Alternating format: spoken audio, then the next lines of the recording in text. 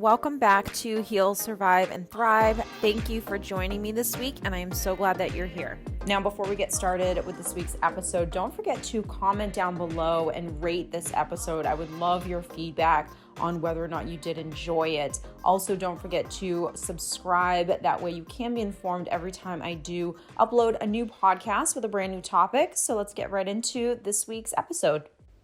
Hey everyone, I hope you are doing well. I am super excited about this week's topic because I think that it's something that is really important towards good mental health. And this month, over the next couple of weeks, especially with everything that's going on in the world, we are so focused on our mental health, and this is going to be a great video for you. I think one of the huge benefits towards really working on yourself and investing in yourself in this way is you learn how to really take care of yourself on all levels, whether it is self-care, physical, mental, emotional, spiritual, what have you, because unfortunately we are human beings and we're going about life, and life at times can be hard, and there are going to be situations that you're going to experience that are going to be difficult, and it's going to cause things like stress and worry and nervousness, you being scared or fearful of the future or anxious, and being able to know how to take care of yourself, to love yourself, and how to nurture yourself is absolutely critical towards you feeling your best, because we are going to go through those tough times and you have to be able to navigate through those mucky waters. So with that said, I want to get into this week's video and I want to talk about really how to soothe yourself during hard times. And soothing yourself is such an important process. It is 1,000% what we all received, hopefully, as we were growing up at certain times. Either our mothers or our fathers or our grandmothers or aunts and uncles or whoever that you really gravitated towards soothed you as a child when you experienced something that was uncomfortable. Being able to then become an adult and know how to do that for yourself, just like you do it to either your friends, your family, or your own children, again, is extremely important. And I want to go over 5 ways that you can begin to start soothing yourself when you are going through something uncomfortable. Now, this could be anything from someone has just left you and you're experiencing heartbreak, anything that you're really going through on a day-to-day basis where you begin to feel that stress, worry, nervousness, anxiety, things of that sort. Now, if you were growing up and you did not receive what you needed to emotionally, that is okay. If you didn't always have the most nurturing, loving mother or father or grandmother or whoever, and they weren't able to always soothe you and to put you at ease, again, that is okay. As an adult, you can still learn how to feel good, how to soothe yourself, how to get through those rough times. It becomes a matter of learning what do you need to feel nurtured in that moment versus making yourself feel worse with what it is that you're feeling and thinking at that time. People will tell me what they are worrying about, and unfortunately, what they do not realize is that they have been programmed through repetition to continue down the road of worry and negativity. So they're not even aware that they're actually bringing themselves into a dark hole, and they oftentimes don't know how to either stop themselves from going any further, or if they are in that, dark place or have fallen into that trap of overthinking and worrying and stress and nervousness and anxiety, they often don't know how to kind of reel themselves back in and how to soothe themselves. So really, what is soothing yourself? Soothing yourself is just the process of being able to calm yourself down, how to move out of that emotional space of worry and fear and frustration and stress and anxiety, and how to take care of yourself during that uncomfortable space that you're in, during that uncomfortable time. So what we're going to do is we're going to go over some ways you can begin to soothe yourself, from how you speak to yourself and how you handle the negative stories that are in your mind to what physically you can do to actually ease yourself. One of the first things that is a really powerful thing, and it's something that you can 100% do by yourself. Whenever you begin to feel anything uncomfortable, whether it's stress or nervousness or anxiety or anything, putting your hand on your heart is something that is so beneficial. So something that mothers often do to console their children or their babies is they rub their bellies or they rub their back. They will place their hand on the child's back or place their hand on the child's chest and slowly move their hand around. So they begin to, put their hand on their heart to kind of feel the sensation of the mother, where the child then begins to feel not alone or not scared because someone's here taking care of me. That feeling of physical touch soothes the child from what they are internally experiencing that they can't control or they don't know how to control in that moment. Now, this is a very, very nurturing technique, is physical touch, right? It's no different than when you're feeling sad or frustrated and someone comes over and gives you a hug, and all of a sudden you almost feel a sensation of melting into the person because you feel ease, you feel that physical touch, which then soothes you. This is no different. If you're laying in bed, if you're driving in a car, if you're sitting at your office, wherever you are, when you start to feel something that's uncomfortable and you know that you need some comfort in that moment, something as simple as just putting either one hand or both hands on your heart and just slowing down your breathing, 1,000% is you soothing yourself. So since you're not able to rub your own back or, do the things that your mother did to you or a mother would do to you, just placing your hand on your heart space and breathing slowly will automatically begin to give you a sense of ease. Now, depending on how sad, worried, or scared you might be feeling, it will determine on how quickly you can move through that feeling, right? Like how quickly do you feel ease start to wash over you? Because if you're knee deep in a panic attack, just putting your hand on your heart may not actually stop that sensation from happening. But this is more of when I'm starting to feel worried about something. I'm starting to overthink something. Putting your hand on your heart immediately begins to kind of like soften you, and it will calm you. Another really, really great soothing bedtime tip is to have a very small pillow on your bed that becomes your, quote, stuffed animal. So whether you had a stuffed animal as a child, or if you had a doll, or if you had a blanket, or whatever it was, or if you had nothing at all, you having something to hug and to sleep on is a soothing technique. So when you do not have physical touch, this is the next best thing. So for example, if you're single and you're just having one of those lonely nights and you're kind of curled up in a ball, you hugging something or laying on something, unknowingly, people don't even realize this, but that is a form of self-soothing. Some people will take the second pillow on their bed and grab it and hold on to it. Some people will lay flat on their back and have one pillow on either their right side or their left side so they can just nestle into something. Some people will grab like a large chunk of blankets and kind of nestle into that. So all of those things is really the same thing. You're basically physically holding on to something physically is rubbing up against you so you can feel a sense of ease and calm before you go to bed. So most women go through this when they actually go through pregnancy because nowadays they make those huge pregnancy pillows that they can lay on so they can just feel comfortable since, their body has changed and we have this big belly and so we can't sleep in certain positions. And this actually becomes a relaxing technique for someone who is pregnant. And I know for me personally, when I was pregnant, I started doing it. Then after I had my son, I realized I actually really do enjoy it, and especially enjoyed it when I, was single for so many years. And it is a form of self-soothing. It's no different than my 6-year-old grabbing his blankie and wanting to sleep near that when he goes to sleep at night. And even the people that will sleep with pillows on either side of them, right? Either on the right side or left side or even both, really what that feeling is, wrapping yourself in blankets, having a pillow near you, hugging onto something. It's almost like an adult version of a swaddle, because what you're trying to do is feel nestled and contained so you can soothe yourself rather than, sprawling out on the bed, which, don't get me wrong, that can feel amazing as well. So one of the next things that you can always focus on or try to start focusing on when you are feeling something uncomfortable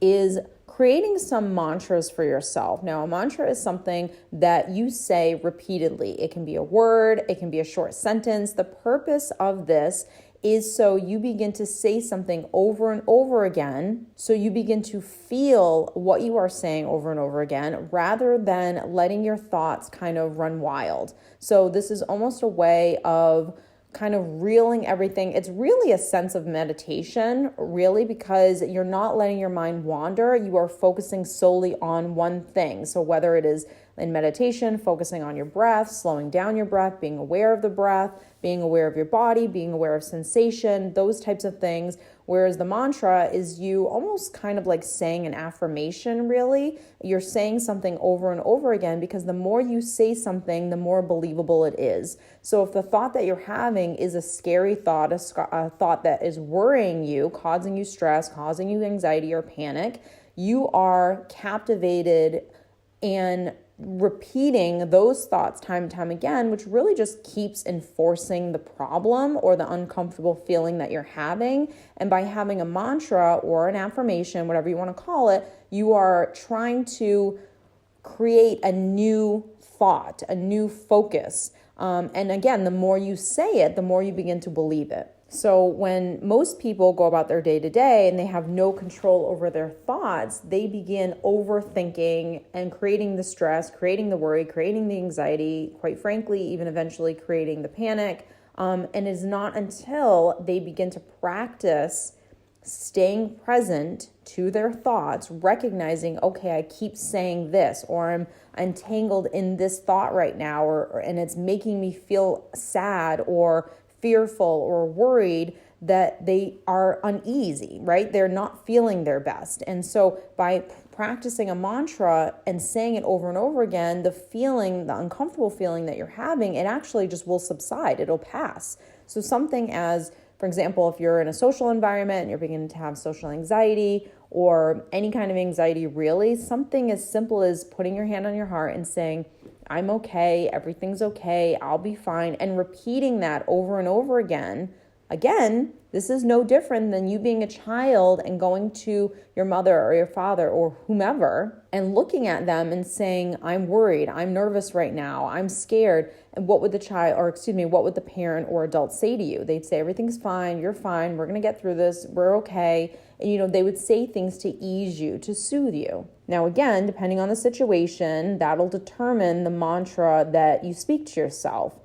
This thought needs to be one that feels right for you and one that will ease your mind. So you know exactly what you need in every single moment to help yourself. But unfortunately, you haven't practiced the skill of tapping into yourself to say, hey, what do I need right now? What should I be saying that will calm myself down, that will ease myself, that will soothe myself? This phrase should always make you feel safe, and it should always make you feel comfortable.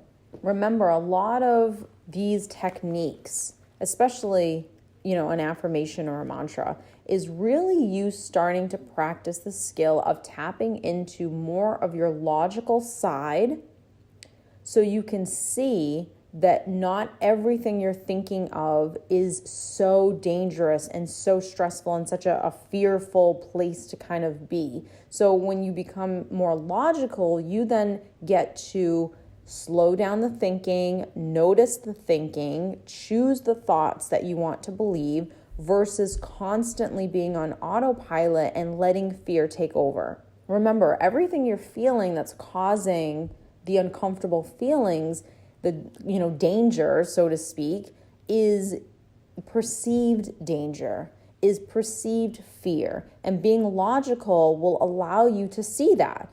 It is then your job to connect to your adult self, your higher self, or whatever you want to tap into, whatever you want to call it, your logical self, to remind you of this. Because really what you're trying to do is learn how to be the adult for yourself. So there's going to be times where you're going to be very childlike, nervous, scared, emotional. There's going to be times where you need validation. There's going to be times when you're doing something that isn't good for you, scrolling on your ex's social media, and nothing good is going to come of that. There has to be a part of you that you can tap into that knows, hey, I'm going to pull you and reel you back in because nothing good is going to come of that. There has to be a part of you that you can tap into at any point in time that is the adult to yourself, that is the parent to yourself, so you can begin to learn how to take care of yourself and not just let that childlike part of you kind of run wild and do whatever it wants to do and think whatever it wants to think. You have to be the logical adult that takes charge of situations when you need to. The next thing is really specific, probably for someone who's highly sensitive or maybe even empath, and that is noise level. When you are feeling anything uncomfortable, fear, stress, anxiety, worry, the noise levels that are around you will either heighten that nervousness, heighten that anxiety, heighten that feeling of being overwhelmed, or it can actually begin to calm you down. So just like when you were small, noise plays a major role in your mood, especially if you're highly sensitive. So we live in a very active world, and slowing down needs to happen in order to get to a place of self-soothing, right? Being able to soothe yourself through what it is that you're going through. If you're always listening to loud music or in crowded areas, then you will never be able to calm your nervous system down enough to ease your pain. The same goes for distractions. By waking up each day and living for the distractions of the day will not help your worries, your fears, or your stress. All of the feelings you have will still be there waiting for you when the noise drops and the distractions go away. That's why most of us experience those difficult times, at night, because there's no longer any distractions to keep us away from the things that we really need to be tending to. So while a little noise can actually be soothing, like the sound of ocean waves or the sound of maybe classical music being played, it always becomes a matter of knowing what you need in each moment to help yourself through life, basically. The last thing, and I talk about this a lot, are foods. There are certain foods that are going to calm your nervous system more than others. That is just a known fact. There are certain things that you can eat and consume every single day that will obviously take care of you, right? Allow you to be your most healthiest. We do know that. Something I talk about so often is magnesium. Magnesium has been shown to stabilize your mood, and it helps your body to produce enough of the hormones that your body needs to promote things like good sleep and, like I said, balancing your nervous system. There are not a lot of foods that are actually high in magnesium. The ones that are high in magnesium are things like almonds or spinach or cashews or peanuts or black beans, yogurt, I know tofu, bananas, avocados. I mean, there are quite a bit of foods. Flaxseed, pumpkin, and chia seeds are also rich in magnesium, but the amount of magnesium that you need on a day-to-day basis, a lot of those foods will not give you that daily serving. So aside from the foods that you can consume, you can also use things like a magnesium supplement or a magnesium powder, which you would just add to a beverage, basically, whether it's tea or some of them are flavored, some of them are unflavored. It's what I use.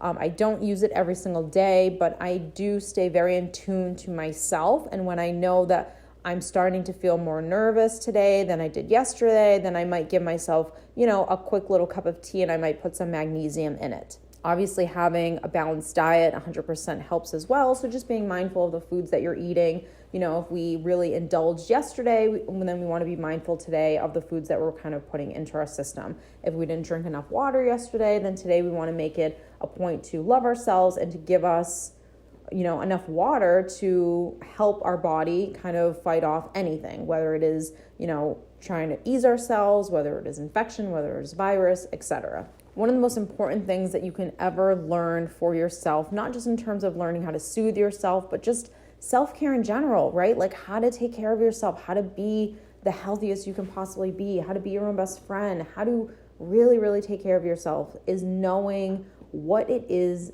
that you need every single day. one of the things that I always tell my clients to do every single day is wake up in the morning and ask yourself, what do I need today that will allow me to really take care of myself, to be the healthiest version of myself that I can be? And that's something that is so important, and something 100% you should start in your day-to-day regimen, is being in tune with yourself in that way. So I hope you have enjoyed our little chat. If you are interested in working with me, you can send me an email. You can click on the website for all the information that you'll need in terms of private coaching and my 9-week online course, which is available now. So if you are interested in working with me and just couldn't for whatever reason, this is a great first stepping stone. It is basically me coaching you in 9 weeks. You get a ton of information in there, a great value. So I would 100% suggest to look into that. So thank you again, guys, and I will see you next time. I wanted to thank Iconic Protein for sponsoring this video. I have partnered with them to tell you all about their amazing products. I am a mom and a business owner, which means I am always on the go. And at times it can be easy for me to forget about my own health. And that is why I love this brand, because they have created delicious on-the-go drinks that are perfect for anyone. Iconic Protein drinks only use grass-fed milk protein, which is richer in nutrients and keeps you fuller longer. So that means you will not be filled up on foods that are not good for you. Whether you are on the go or looking for a quick pick-me-up, Iconic Protein drinks are lower in sugar, lower in calories, and have low carbs. Their flavors include chocolate truffle, cafe latte, which has caffeine, vanilla bean, and turmeric ginger. These drinks are so good for you because they give you your daily serving of organic vegetables, and they are rated #1 for the best tasting protein shake on Amazon. That is amazing. So if you are looking to get more protein without all of the sugar and calories, then go right now to drinkiconic.com or on Amazon. Use my code THRIVE25 in all lowercase and get 25% off your first order.